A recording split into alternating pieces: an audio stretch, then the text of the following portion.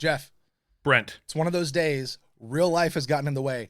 We're normally doing this at 12:30 at night. It is 12:30 in the afternoon. You're in the middle of a day. I'm in the middle of a day. We got to go because this is the only time we can get this in this week. Let's go. Welcome, everybody, to Babylon 5 for the first time, or as you guys can tell by the title, this is now Crusade for the first time, although we're not going to call it that. It's still Babylon 5 for the first time. Jeff and I recording an audio podcast. You guys watching the behind-the-scenes footage of how we make that thing happen. Way more fun what we're about to do right here because you get all the mess-ups and everything that we got going on, and Jeff and I going, losing our mind trying to get this in, and who knows, we may get visitors at some point. I don't know, because it could happen. Jeff, let's go. Let's do it. So what is to be gained by fighting? Maybe nothing. Maybe a lot. I'd like to be the one to make that decision. I want you to know that this thing just made a very large dent in my ship. The year is 2024. The name of the podcast, Babylon 5. For the first time. Welcome to Babylon 5 for the first time, not a Star Trek podcast. My name is Jeff Akin. And I'm Brent Allen. Jeff and I were two veteran Star Trek nerds who decided to watch Babylon 5 for the first time 30 years way too late. And guess what? We fell in love with it so much that now we are continuing that journey with Crusade for the first time. And just like always, we're going to be searching for the deep hidden messages that we find in this series, but don't worry, those are not Star Trek messages because this is not a Star Trek podcast. And to reinforce that, we're keeping our long-running game of three. We're keeping our long-running game, the rule of three, which gives us... Start that sentence over, Jeff. You're going to have a hard time splicing that together. Yeah. I am. But don't worry, those are not Star Trek messages, because this is not a Star Trek podcast.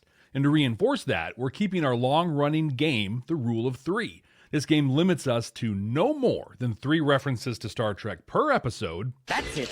3. 1, 2, 3. No substitutions, exchanges, or refund. And if we make one of those references... You're going to hear this. Hey, Jeff. Yeah, Brent. It's not a new show, but it's kind of a new show. We're opening a new page here with Babylon 5 for the first time. You know something we haven't done in a really long time, and I really kind of miss it? What's that? We haven't read any reviews from our incredible folks out there who have taken time to leave us reviews. Can we read one? Like, can we bring that back and do that? Yeah, let me pull one up here. All right, here's one from June. And Brent, this is a 5-star review. Oh, yes. Oh, I've missed that. I know, that. Right? Oh. I'm glad I kept that drop. That's a good one. This is from Apple Podcasts. Back in June, Jusan Kubo says, this is exactly what a veteran watcher loves to listen to, going on the virgin journey with a new watcher. There are other podcasts that have the same type of theme, but this show does it so much better. Well done. Well, Jusan Kubo, thank you so much. We appreciate that. Sorry it took us so long to get back to this. And yeah, we hope you enjoyed our virgin journey. Jeff, I'm going to try to keep this PG-13, but that cherry's popped now, so... We're in the process of popping it still. We're on a crusade to pop that. And while I appreciate... I don't know if we can keep that in or not, Jeff. Wow. We'll see. Yeah. And thank you for that review. Also, I don't know that we're better. We're just different. There's a lot of great podcasts out there, and it's cool because there's a different kind of flavor for everyone. He or she had it right. We are better. Hearts to everybody else out there, but, you know... Let me dust my shoulders off here. If you have any complaints, you can send those to Jeff at babylon5forthefirst-time.com. I love those. Now, Jeff, along with reading reviews, we play our game of 3. We love our games. We love the things that we do here, the extras that make this show that much more special, just like our friend Jusan says. Another one that we like to play is when we get to the end of the show, we like to try to make predictions about what the next week's episode is going to be about. Jeff, we only have so many more times we can do this. I know. This one is going to end sooner rather than later, because after this, we know what it's about.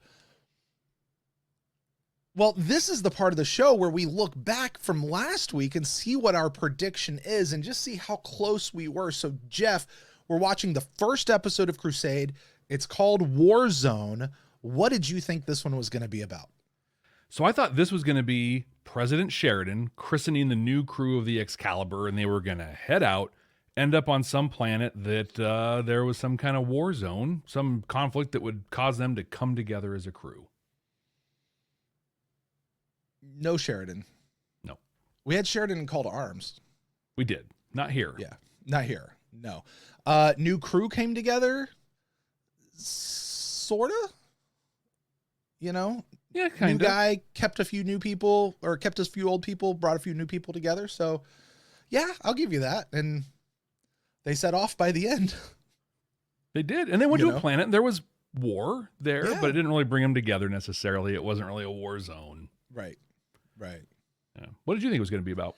Well, I said with the Drock plague having hit Earth that panic is spreading and Earth is pretty much turned into a war zone, and the new crew must solve this problem or set out to solve the problem before Earth annihilates itself. There was rioting.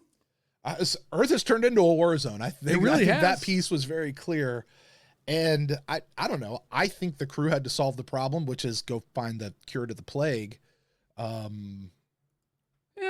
Before Earth annihilates itself. That might be a stretch too far, but A little too much, but pretty close. Well, for those that it may have been a while, or those who simply haven't watched this episode ever, or in a really long time, first episode of Crusade. A lot of people tend to skip these, Jeff. Why don't you break this one down for us? Tell us exactly what happened in Warzone. Mutiny. It's mutiny on a deep exploration vessel, and it takes the CO and the XO to settle everything down. It turns out people are pretty freaked out about this whole Drock plague thing. All kinds of people. People across the Interstellar Alliance, Earth, and Mars. They assign the mutiny-busting Captain Gideon to the Excalibur. Not because he's the best person for the job, but maybe because he's the worst? Like, he gets stuff done, but not always the way he's supposed to, and Sheridan's all about that. Now, you remember the Excalibur, right? Super powerful new ship with a 60-second refractory period? Well, it's going to do exactly what President Sheridan said it was going to. Find a cure to the Drock plague. It's a PG-13 show, Jeff. Am I wrong, though? It's exactly what it is. I'm so sorry. I can't do it. I can't keep on when I see you cracking up, too. I can't. I'm so sorry. That took us. I heard it. It rattled around my brain for a second. I went, oh. I'm sorry. It's all right. They crew the ship with a bunch of scientists and Doreen and Nafeel from A Call to Arms, and they're on their way. But where are they going? To a planet that Interplanetary Expeditions has been working. Not to check out the cool artifacts that IPX is digging up, but because of the Drock ship that crashed on the surface. These Drock are no joke. They channel their inner G.I. Joe and blast ships out of the sky with their handguns. It's amazing. On their way, Gideon hears a voice and just talks to it like this is a thing that happens all the time. On the planet SETI Alpha 5? SETI 4. They hook up with the IPX crew and meet Max Eilerson and a guy named Trace. We see the face behind the voice that he was hearing as well. And Brent, it's a techno-mage. A familiar techno-mage. It's Galen. And he's using his techno-magic to take the Drock out as some kind of force ghost that can still shoot lightning. The trip's a huge success. They get some data off the ship, and they get a Drock prisoner of war. Max, who can sort of speak Drock, doesn't get far interrogating the Drock, but Gideon sure does. He gets in his face and pushes so hard, the Drock suddenly starts speaking English. With an Earth Force crew, Dorina, Max, Trace, and Galen, we are on our crusade. Brent, what'd you think about this one? Jeff, I got to tell you, if this episode is any indication of what this series is going to be like, then I am going to love this show. And the only thing that I'm going to be mad about is the fact that I know this show only goes for 13 episodes. I loved this episode. I had so much fun with it.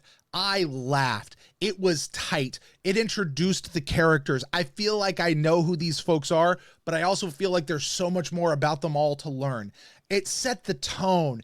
It gave us what we needed. And you know the craziest thing about this, Jeff? According to the comments and stuff that I've seen on Patreon and YouTube and over on our Discord page, this was an episode JMS didn't even want to write. Yeah, I saw because that. he wanted to just leave it all with Call to Arms and then just start with whatever we get next week. This was, and JMS, dude, I love you. The fact that you didn't want to do this and you still made this episode as good as it was, the writing of it, oh my gosh. Master at your craft. I love this. I loved the captain.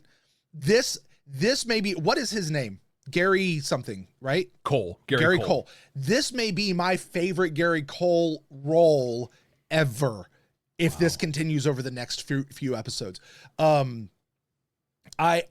like Daniel Day Kim. I've loved him since Lost, and then the new stuff he's been in since then. Even Narina Nafil. All right, we're not doing the whole Ivanova thing here with her. Darina, I think they changed her makeup a little bit. Yeah. And I don't know, she fit in this show. The fact we get Galen as a technomage in the main cast, yes, I'm for it. I love it. There's one little part that I had an issue with. We'll talk about that in a few moments. Okay. A character specifically that I was like, meh. But Jeff, I'm a big fan of this, and I am so sad knowing right here at the outset it's only 13 episodes. But you know what? I am locked in for 13 episodes into this show for whatever it winds up being, studio interference or not. Oh my gosh, I'm in. How about you?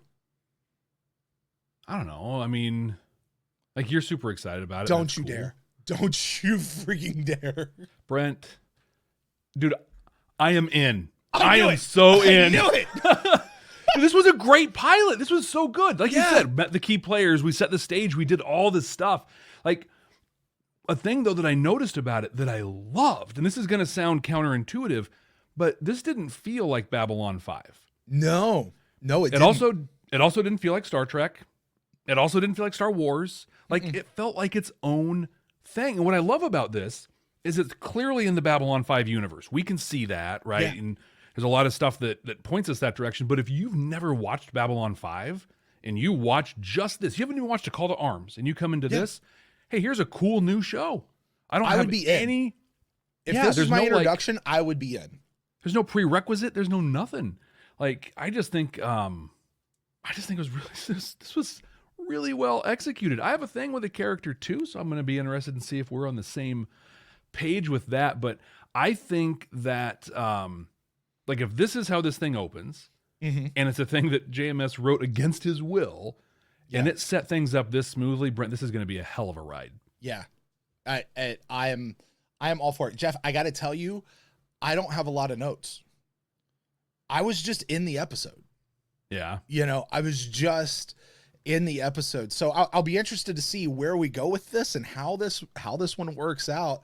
But let's start at the top, because I think when you're at a situation like this, you got to just kind of run through the cast, or at least the main pieces of the cast. So let's start at the top. Let's start with the captain, Gary Cole, Captain Matthew Gideon. Yeah. Jeff, my note about him was this captain feels like what Sinclair was supposed to be, only better acted. Rest in peace, Michael O'Hare. But it feels like to me what Sinclair was supposed to be, and specifically what I'm talking about. When we first saw Sinclair in The Gathering, what was our very first thing that we saw with him? What did he do? Do you remember? Of course he came, like, the dude was walking through customs, and he's like, no, you can't come in here with dust. You can't come in here with drugs. I'm going to whatever. What was the very first interaction we had with Gideon in this episode? Was him coming in and shutting down a riot. That's what I mean. It's kind of the same introduction between the two. Yeah. Gideon did it better, or Gary Cole did it better. You know, I later on, I was like, okay, Sinclair and Gideon are two very different characters, you know, but this, I mean, I love this captain. Like he's got snark, he's got attitude, kind of does it his own way, but he's good at what he does. Yeah. It's going to take me some time to not see him as Bill Lumbergh. Like, I just want to get that out of the way. It's what everybody's like, oh, yes. Iconic role. Jeff, if you could not typecast him, that would be great. That'd be great.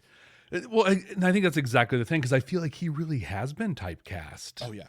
Since then. And like, he's so good.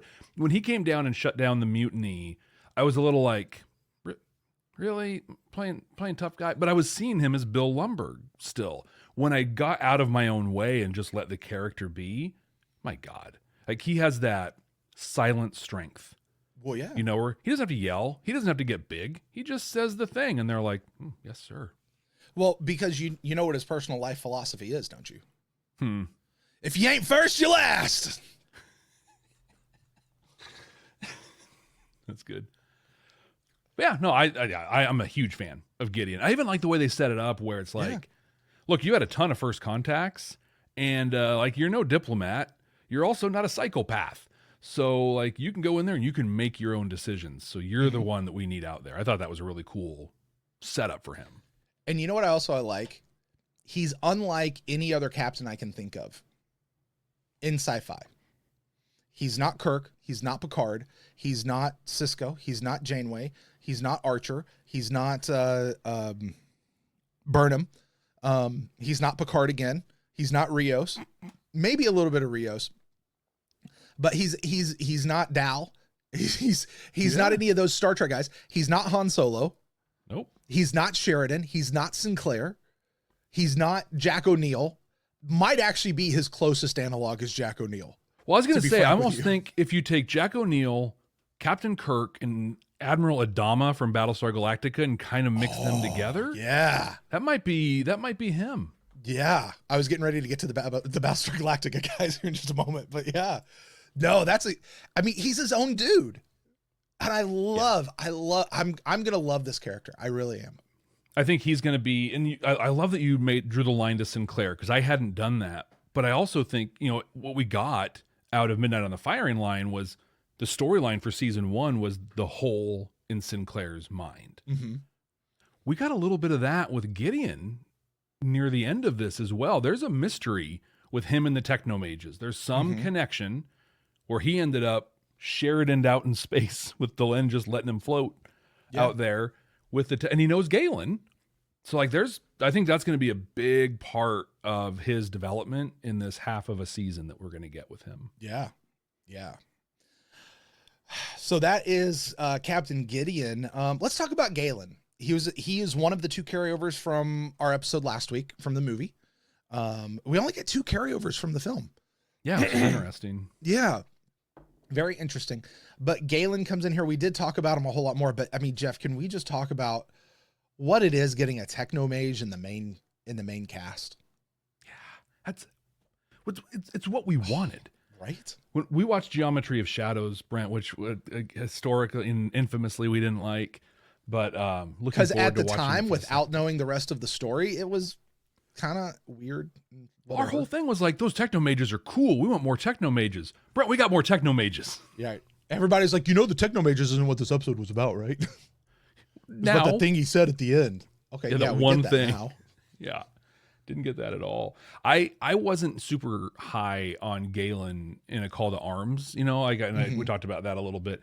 I liked him in this. I don't know. Maybe he's more it gets the character more or something like that, but totally get him. He's an outcast. Yeah. With the Technomages also, which is going to be pretty interesting. So I have a question about Technomages. Okay. I thought from Geometry of Shadows, the Technomages were very clear to us that they were going beyond the rim. They were going where the other first ones went. They were going away. But turns out they didn't actually leave. They just went into hiding. And I feel like there's stuff there that either we're supposed to know and Brent just missed it, or there's stuff there that we just don't know, or he's retconning some stuff. Well, I'm not sure what it is. I think he covered some of it in A Call to Arms, where Galen talked about the Technomages left. They took off. They're gone. But there's a lot of stuff going on here. So some of us stuck around a little longer, 20, maybe 30 years, just to kind of watch stuff. So there's a small group of Technomages. I don't know how many, but a small group that are still kind of hanging around. I guess. And they're just hiding. So I will tell you one of the, I don't want to say a cringe moment, but one of the little like, oh really, we're going to do that again, is when Galen looked at the camera and went, and so it begins. Yeah. I was like, really? We're going back to that line? We're gonna hit that drum a little bit. It's a thing, right? It's a thing. Also, it's like, okay. Also, like, I've decided that techno magic is derived from and can do whatever it is the plot needs it to do. Well, of course. Yeah. And it's defined as science that we just don't understand. Yeah. Which is the fiction, right? In science fiction. Exactly. Because what do we know about JMS? He tries to be as scientifically accurate as he can be. Right, exactly. He talks to his people, and you got to have the rotating ships because of gravity, and you're going to fling the Starfuries out, and you're going to do this, that, and the door's got to fling, and he thinks through those things really, really well. But when he needs the fiction to when he needs stuff to just happen. Yeah. Well, we lean into the fiction side of this whole thing. Yeah. Who you want to hit next? Darina, briefly with her, because I don't think we got a ton of Darina. I think we learned a lot about Darina in this one. No. But I found myself liking her better in this one. Like, she feels like she could be really a part of the cast in this one, whereas last time she just sort of felt like a guest actress, you know? But they did change her makeup. I'm not wrong about that, right? I saw the same thing. She had like little cracky things on her forehead and A Call to Arms that she didn't have here. And now it wasn't smooth. There was definitely something there, but we're talking the way they changed the way that Trills look over time, or even the way that Bajorans looked over time, right? Like exactly. Yeah. Subtle, but definitely impactful. And frankly, it lets like her face be more apparent. Yeah. Right. Let's talk about Matheson. The archaeologist, right? No, that's the XO, Daniel Day Kim. Oh, the XO. Yeah. Daniel Day Kim, Matheson. Yeah. So stop me if you've heard this one before, Jeff. You have your first officer who has some telepathic genes. Kind of got to keep it a little quiet. We don't really want to throw it out there too much. You know, this one's maybe a little more out in the open than the last one, but here we are yet again. First officer's telepath. But this one, on his shoulder, on his uniform, he has the Psychor symbol. Does he? Oh, I missed that. Yeah, so I'm going to have to look for that. So things I picked up on were, they kind of slipped in, well, he's a telepath, so whatever. Yeah. And then I saw the little Psychor thing, but they mentioned there are new rules for telepaths. Mm-hmm. Don't know what those are, so that must be a result of not the telepath war, but the telepath crisis, as they rebranded it. Mm-hmm. But I also noticed he doesn't wear gloves. Oh. And that was a really big deal with telepaths before. Yeah, it was, wasn't it? Mm-hmm. I wonder, is he just like a really low well, I mean, yeah, I don't, or maybe it's just part of the new rules. It's part of we're not wearing gloves anymore. Sorry. And we'll be in your brains if you broadcast it to us. That's on you to stop, not us. Yeah. Like, and I will tell you this though. And this kind of goes more back to Gideon than it does Matheson, but I really like Gideon fighting for his people. Yeah. I like the whole thing of like, no, this is my first officer. He's the best man I've ever served with. I don't give two blips if he's a telepath. That's my guy. That was a good pun right there with the blips. I did it on purpose. Absolutely. Yeah, totally. Absolutely, I did. Yeah. We even did that with the riot guy, right? The guy was starting the little riot and stuff, and he's like, no, we don't gotta push this. Like, he gets his one. It's fine. Yep. Yeah, he can, but that's called having control and confidence, right? Yeah. And my note that I had after this was, I can imagine that this was a really fun role for Gary Cole to play. Yeah, I think Like so. Gideon had to have been a great role to play. So Yeah, sorry, we're not talking about Gideon. We're talking about right. Matheson. It's gonna be fun with Matheson. This is, I think, one of his first like continuing gigs. He was Gideon in Angel. I think a little before this came out. I think it was before this came out, and that was like, I don't know, 3 or 4 episodes. He was on that, and he was great. And then of course he ended up on Lost shortly after this. But yeah, I dig the character. I dig him a lot. We didn't get a ton of him in this, but I'm excited. I mean, it's Daniel Day freaking Kim, right? Right. I can definitely tell he's much earlier in his acting career and skills in this episode. He's still a little stiff. Maybe that's just how he's trying to be, you know. Also, I can tell you what, he's not Ivanova. No, not even. This guy is not a guy who bucks the system and has chit chat with the boss and just. That's such a great point.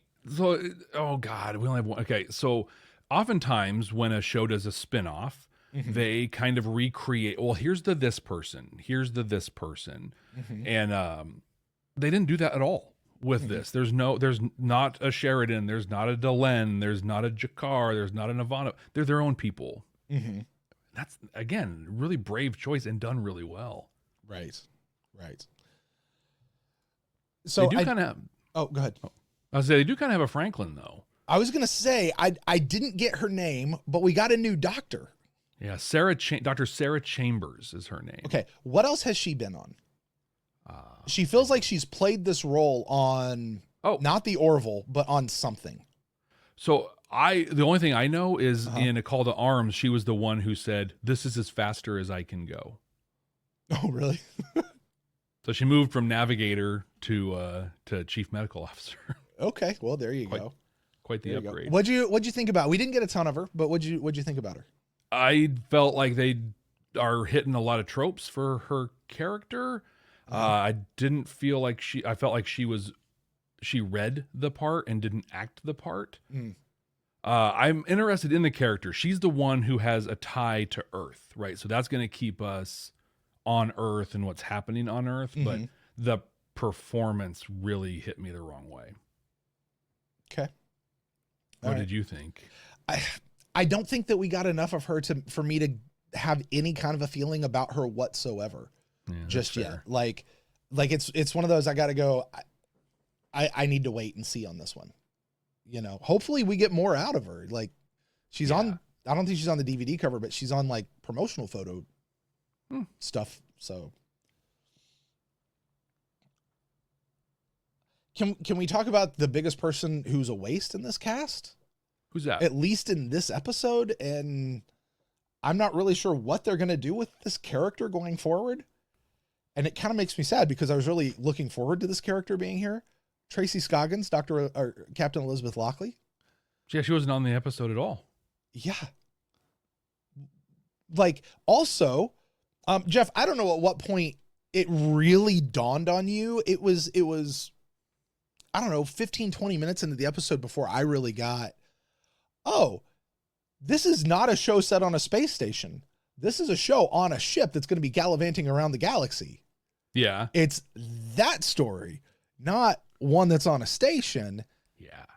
Lockley's the captain of the station unless she gets reassigned. But she's on the DVD cover. Well, because she's the connection point, right? She's the one to be like, hey, we're still a Babylon 5 thing. She's going to be like Drew Barrymore in the Scream movies, where she had all of 3.5 minutes at the beginning of the film. She spent more time taking promotional photos than she did filming her scene. Yes. And she got top billing in the movie. Yeah. So no offense to Drew Barrymore. Get your bag, honey. Do what you got to do. But I mean, dang. So yeah, that's so what's Tracy Scoggins doing here? I got to tell you, to kind of go back to Galen just a second, where I really got excited about Galen was in the intro. Because did you watch the intro? Yeah. I liked this intro. Like I was into this intro. Like very different from Babylon 5 stuff. Very. But I remember like Tracy Scoggins pops up and I'm like, okay, so what's she gonna do here? And then Galen pops up and I was like, oh, it's Galen. We get a techno mage. Yes. All right. So outside of those guys, there's the archaeologist. What was his name? Yeah. Now we take a step down in the tier. Yeah. This is the guy that I say not a fan. Max Eilerson. Yeah. That guy. My note on him is I just don't buy his attitude or his character. This is the one part where I'm like, I don't even know that this is written well, or maybe it's just acted so poorly, or I'm not there with him yet. Yeah, my note was this Eilerson guy feels like boredom personified. Yeah. It's just like, and there's nothing. My question to that though is, Jeff, is he supposed to be like that? Exactly. That was kind of I'm like, maybe, yeah, maybe there's something here. I don't know, but because here's the thing, you and I have been around the block long enough to know, especially around JMS's work, that not everything is as they seem. Very true. You know what I mean? Dude, how many points did I just score with the B5 fans out there for dropping? Should have got a lot, because that's not a deep so. cut, but that's a season 1 cut. Right. Yeah. But I am with it enough to be able to go, maybe there's something about him I don't understand just yet. But as where I'm sitting right now, one episode in, it's not even that I don't like the character. And I don't like the character right now. I really don't. Like, he seems schemy and schmarmy and just about himself and not, he's all IPX'd up.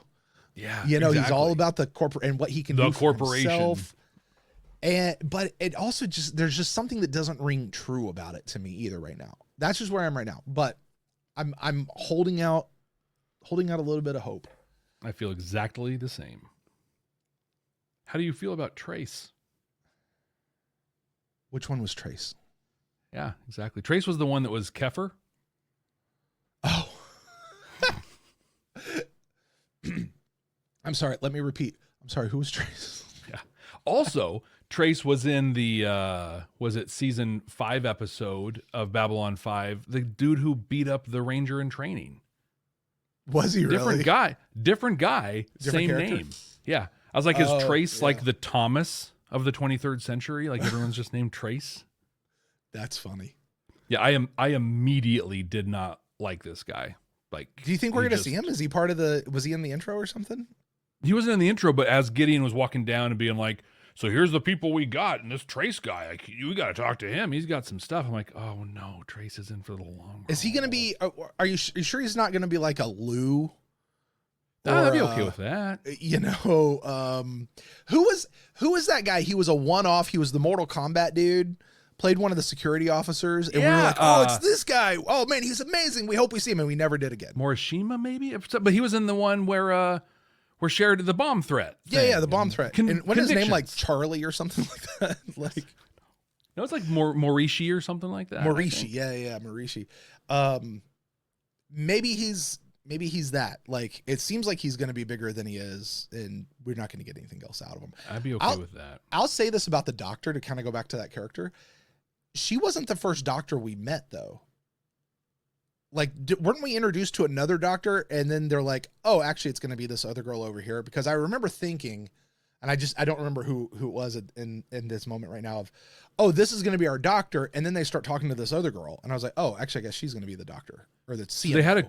They had a room full of nerds. They're like, here's your this ist, this archaeologist, this other ist, this ist. And like they kind of like, I think they hovered on one for a second. Maybe it was the last one. And then she walked in and it's like, oh, and here's our she's the head medical officer. CMO or whatever. Yeah. Mm-hmm. Yeah. So not on him. Can we talk about the bad guys for a sec? Yeah. Or did you have more about what you wanted to go through there? No, that's good. Okay. So the Drock.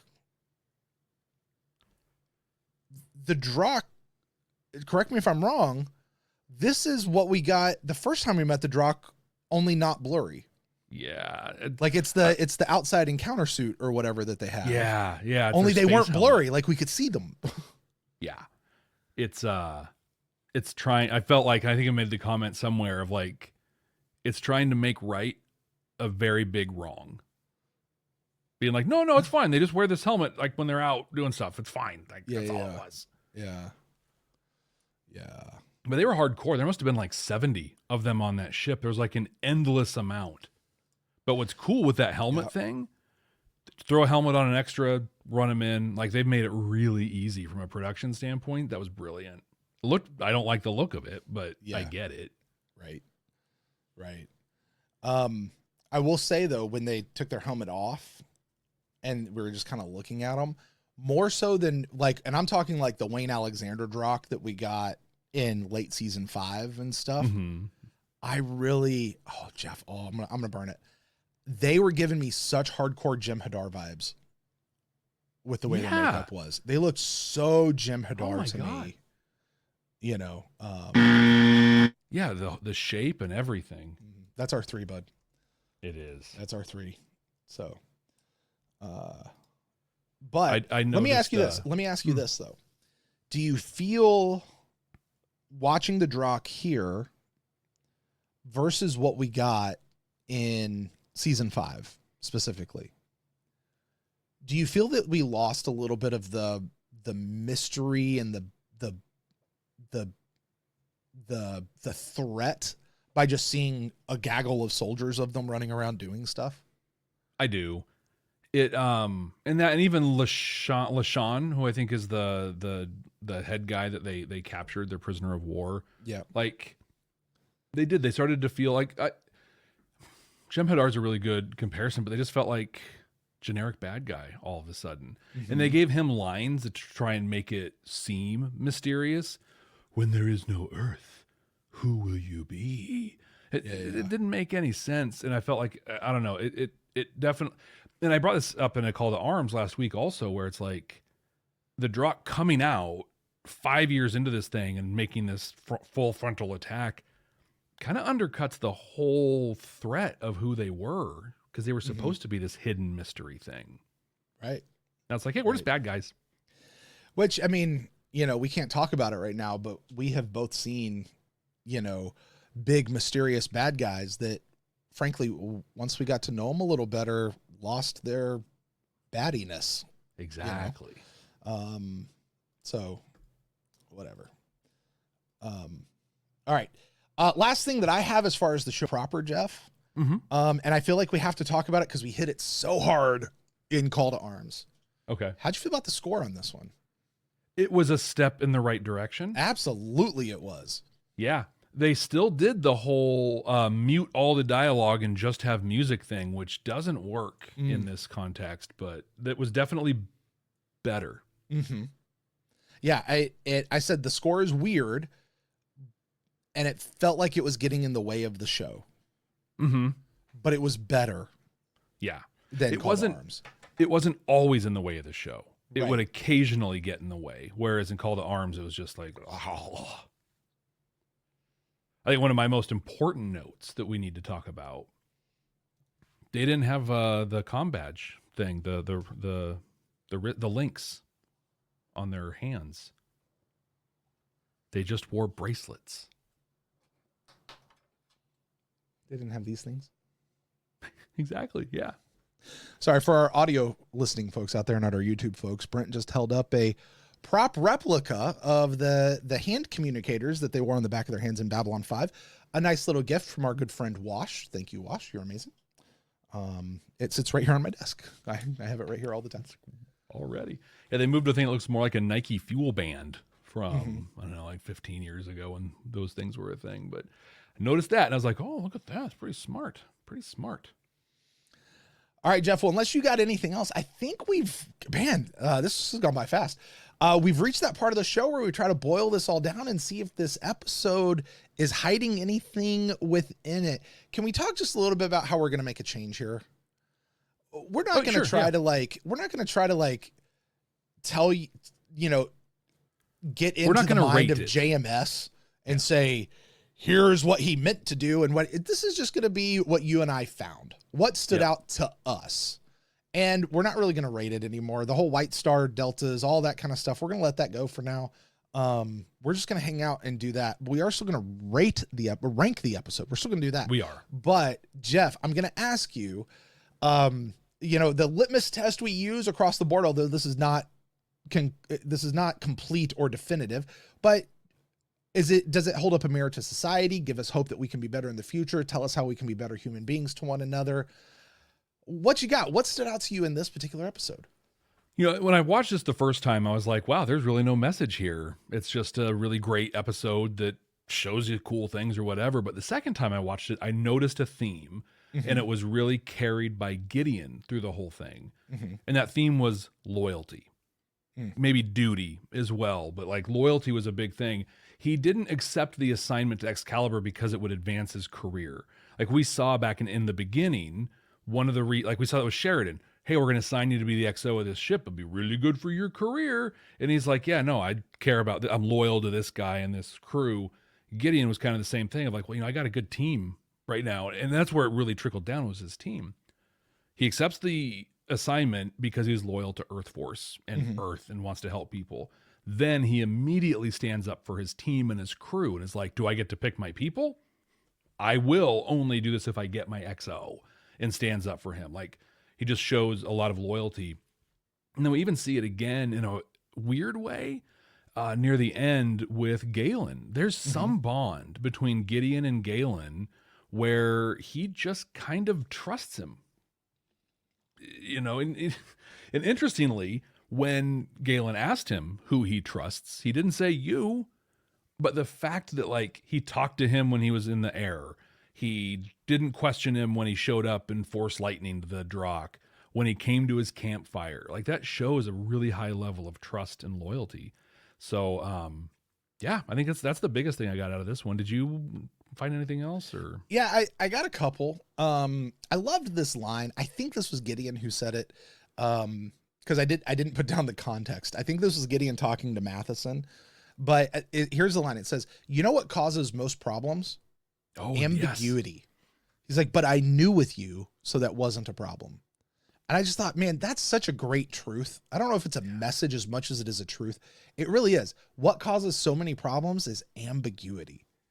At least when you know something, a devil you know versus a devil you don't.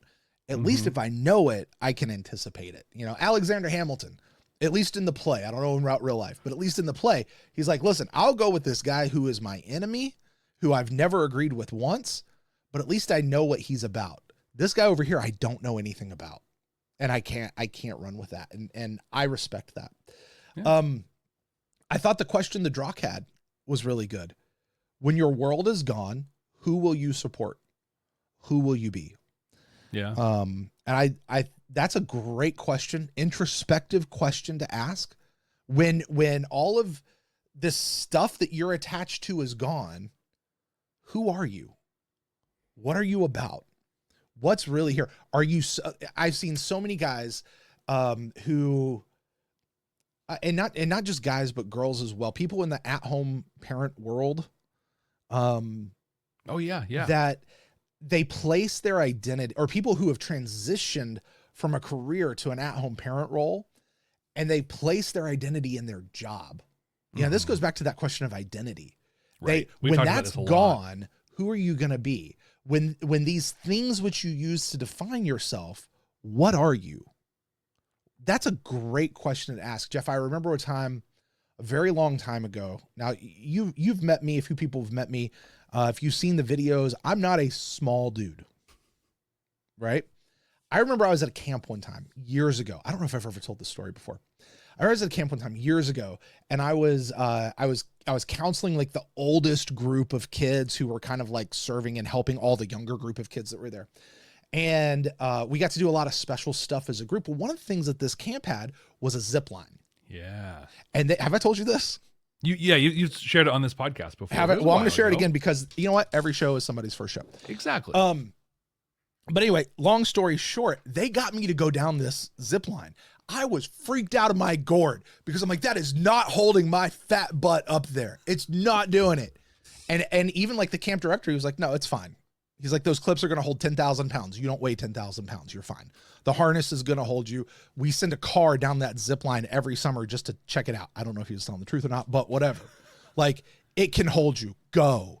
And I was like, I was so freaked out until I came to one thought as I was standing there on the platform about to just poop my pants. Let's say this thing breaks.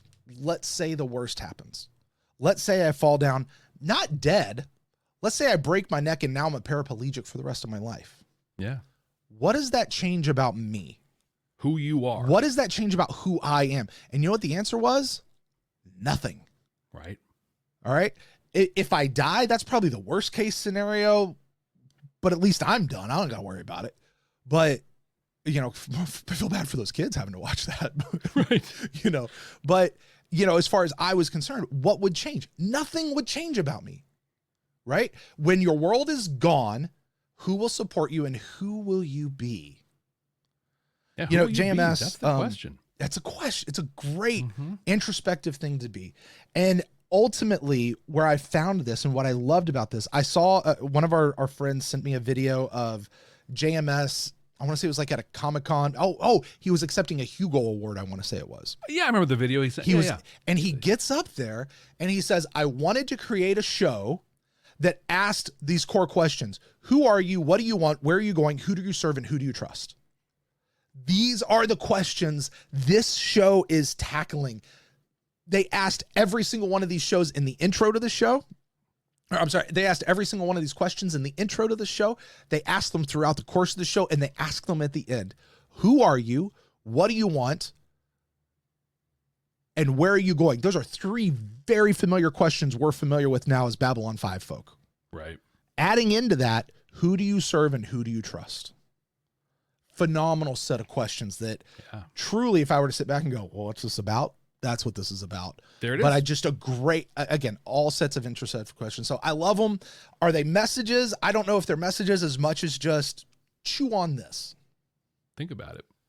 Yeah, we talked a lot about the who are you thing back in River of Souls, and we've talked about it throughout the run of Babylon 5 proper as well. It really is such a core question to this entire franchise. And I love how you just kind of put it out there. Like there it was. So yeah, this... a lot of action, a lot of great story, and like some cool, especially planting the seeds for some really cool messages to really bloom throughout the half of this season we're going to get of this. And yes, I'm a little bitter about that. Well, Brent, I got to talk about the messages. You had some as well. You get the fun part here, though, because we here on Babylon 5 for the first time are creating the 100% accurate, immutable, objectively correct ranking of Crusade. This is going to be a tough one for you this week, buddy. You have to rank Warzone. Our current top 5 is blank. So where do you put Warzone? I'm going to have to think about this one for quite a while, Jeff. No, this is our number 1 episode. And you know what? I hope it doesn't stay here very long. Not because I didn't like this episode, but because I'm so hopeful for what this series is going to be. It can be so great. But obviously for right now, this is our number 1 episode, and I'm glad for it to be number 1 and not knock it down automatically because it was awful. Start with number 1 at number 22, and there's only 13 episodes. We would do that. Yeah. There's a handful of episodes we would do that for. Let's hear what? The Long Dark, I think would be Long Dark. one of Yep. them. That's very high on the list. Right. Well, Brent, that's it for Warzone. We did it. We wrapped it up. Next week, now viewing order is a big deal with this show, and so we're going to watch it. That's what's going to happen, right? And so I'm going to tell you what's next, and all of you watching and listening are going to go, I don't agree with you, or yeah, that's right. And cool. We're just going to watch it. So next week... We're not changing it, folks. No, Sorry. Nope. Next week, we're going to watch The Long Road for the very serious? first time. Yeah, The Long Road. Are we watching something different? No. I just talked about The Long Dark. I'm like, wait, did we do this one already? I was like, we came up with a list, right? I'm doing the right one. Right. So next week, we're watching The Long Road for the very first time. We've never seen these. We don't know anything about them. We haven't read synopses or anything. And we like to guess what they're going to be about. Brent, what do you think The Long Road's going to be? All right, so we've had The Long Dark, we've had The Long Night, and now we've got The Long Road. There's a piece of me that wants these three to all connect. I got to tell you. The Long Trilogy? I don't think that's the case at all. I think this one's fairly literal. They're going to be going through a section of space because this is a spaceship show, not a station show. They're going to be going through a section of space that's nicknamed the Long Road. It's dangerous. It's a tricky place to get through, but to get to where they need to help them find this cure, they're going to have to take this road regardless. And that's what the episode is about. So all the stuff they get into as they're going down the long road. Okay. How about you?